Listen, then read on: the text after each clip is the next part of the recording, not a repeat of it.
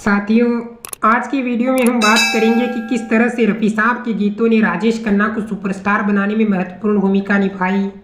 हालांकि आराधना फिल्म के बाद किशोर दा को ही राजेश खन्ना की आवाज़ माना जाता था, लेकिन इस बात से भी हरगिज़ इनकार नहीं किया जा सकता है कि रफ़ी साहब के गीतों ने भी राजेश खन्ना को सफलता की पहली सीढ़ी चढ़ने में मदद पहुँचाई थी। राजेश खन्ना को सुपरस्टार बनाने में दो रास्ते, सच्चा झूठा, महबूब की मेहंदी, आन मिलो सजना, राज, बहारों के सपने, डोली, आखिरी खत, द ट्रेन और आराधना जैसी सुपरहिट फिल्मों में रफ़ी साहब के गाए सदाबहार गीतों के महत्व को कम नहीं आंका जा सकता है। रफ़ी साहब ने राजेश खन्ना के लिए उनकी पहली ही फिल्म आखिरी खत में भी गीत गाया था और इस गीत के बोल थे, और कुछ देर ठहर और कुछ देर न जा।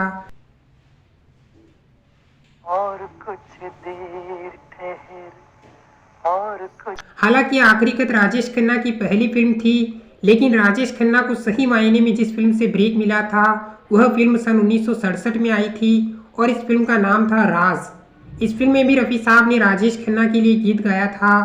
राजेश खन्ना खुद भी ये मानते थे कि भले ही आखिरी खत उनकी पहली फिल्म हो, लेकिन जिस फिल्म से उन्हें सही मायने में ब्रेक मिला था वो फिल्म थी राज। 1969 में आराधना फिल्म रिलीज हुई, जिसमें रफ़ी साहब ने राजेश खन्ना के लिए दो गीत गाए, जिनके बोल थे, बागों में बहार है और गुनगुना रहे हैं भंवरे।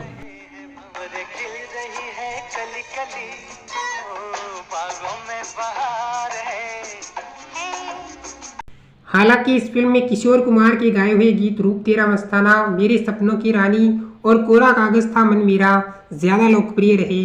मेरे सपनों की रानी कब आएगी तू। और इन गीतों ने रातों रात किशोर कुमार और राजेश खन्ना दोनों को आसमान पर पहुंचा दिया था।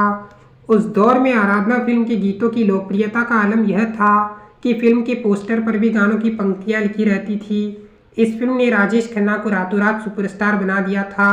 हालांकि इस फिल्म को रफ़ी साहब की गायकी से ज़्यादा किशोर कुमार और राजेश खन्ना के गीतों के लिए जाना गया। आराधना फिल्म के आने के बाद जो हुआ वह अब इतिहास बन चुका है। आराधना फिल्म में संगीत दिया था सचिन देव बर्मन ने। हालांकि सचिन देव बर्मन इस फिल्म के निर्माण के दौरान बीमार पड़ गए थे और फिर इस फिल्म में संगीत देने का कार्य आर.डी. बर्मन को दिया गया और आर.डी. बर्मन ने पहले ही यह स्पष्ट कर दिया था कि अगर उन्हें इस फिल्म में संगीत देने का मौका मिला तो वे रफ़ी साहब की जगह किशोर कुमार को लाएंगे। आराधना के बाद 1969 से लेकर 1971 के बीच में राजेश खन्ना की एक के बाद एक 15 सुपरहिट फिल्मों की बौछार हो गई। इन जबरदस्त फिल्मों के कारण ही यह दौर राजेश खन्ना के स्टारडम और उनके फैन फॉलोइंग का दौर माना जाता है। शर्मिला टैगोर ने अपने एक इंटरव्यू में कहा था कि उस दौर में लड़कियां उनकी दीवानी हुआ करती थी और उन्हें खून से चिट्ठियां लिखा करती थी, उनकी फ़ोटो से शादी तक कर लेती थी। शर्मिला टैगोर के अनुसार ही राजेश खन्ना को लेकर बम्बई की लड़कियों से ज़्यादा दिल्ली की लड़कियों में उनका ज़्यादा क्रेज़ था। आराधना के बाद वैसे तो किशोर कुमार विशेष रूप से राजेश खन्ना के लिए गाने लगे थे, लेकिन फिल्म इंडस्ट्री में रफ़ी साहब की आवाज़ का असर और रुतबा ऐसा था कि संगीतकारों का काम रफ़ी साहब के बिना चल ही नहीं सकता था, क्योंकि रफ़ी साहब को जब भी राजेश खन्ना के गीतों का निमंत्रण मिलता तो वे अपने गीतों से लोगों पर एक ऐसा असर छोड़ देते थे जिसका खुमार सालों तक बना रहता था। आराधना की तुरंत बाद ही राजेश खन्ना की एक और फिल्म रिलीज हुई थी जिसका नाम था दो रास्ते।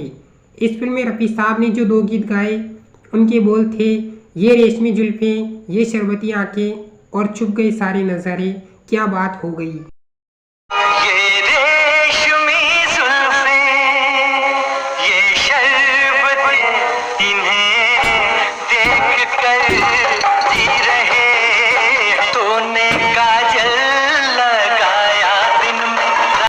इन गीतों में रफ़ी साहब ने राजेश खन्ना के अंदाज को ऐसे व्यक्त किया है जिसका नशा आज तक कायम है। 1969 में ही राजेश खन्ना की एक और फिल्म रिलीज हुई जिसका टाइटल था डोली। इस फिल्म में रफ़ी साहब का गीत किसने साथ निभाया सुपरहिट रहा। इस फिल्म में रफ़ी साहब के साथ आशा भोसले ने भी गाया। किसने साथ निभाया।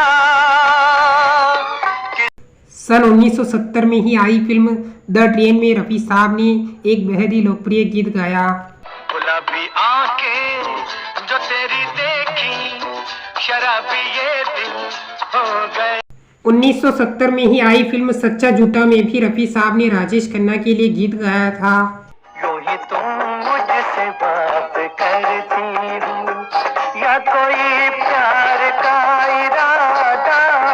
1969 में फिल्म आराधना ने राजेश खन्ना और किशोर कुमार को जो रफ्तार दी थी, उसके कारण दोनों फनकार फिल्म इंडस्ट्री में तूफान मचाए हुए थे। लेकिन उस दौर में उनकी एक से बढ़कर एक हिट फिल्मों में भी रफ़ी साहब की एक अहम भूमिका थी। इस बात को हम उनके गीतों से बेहतर समझ सकते हैं।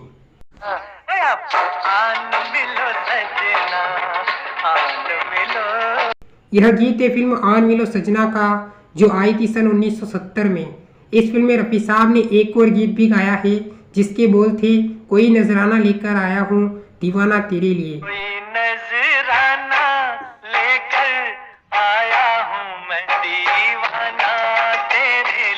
1970 के बाद 1971 में भी राजेश खन्ना और किशोर कुमार का जलजला कायम था, और इसी दौर में रफ़ी साहब भी अपने खास अंदाज में राजेश खन्ना के लिए गीत गाए जा रहे थे।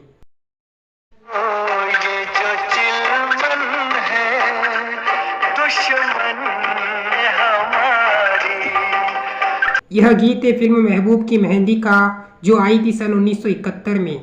इस फिल्म में रफ़ी साहब ने एक और गीत गाया है, जिसके बोल थे, इतना तो याद है मुझे। ये एक डुएट गीत था।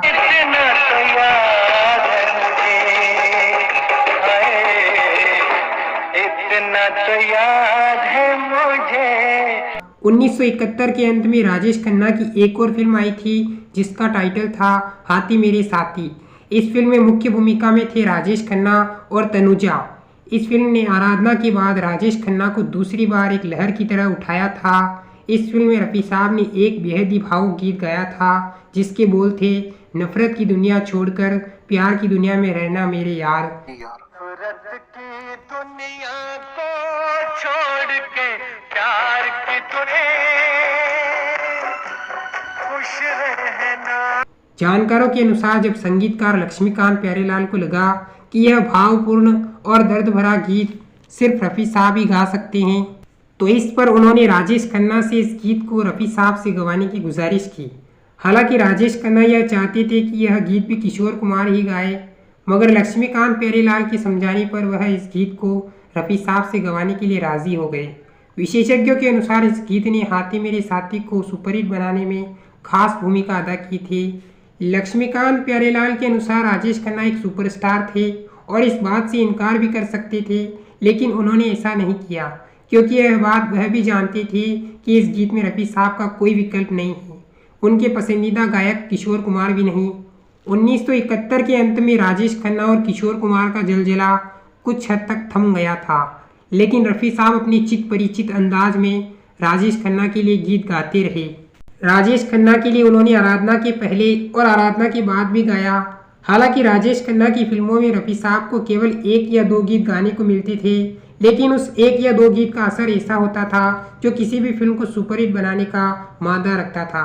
राजेश खन्ना के लिए रफ़ी साहब ने आखिरी बार फिल्म धर्म कांटा में गाया था, जो रिलीज हुई थी 1983 में, यानी रफ़ी साहब के निधन के ठीक 2 वर्ष बाद।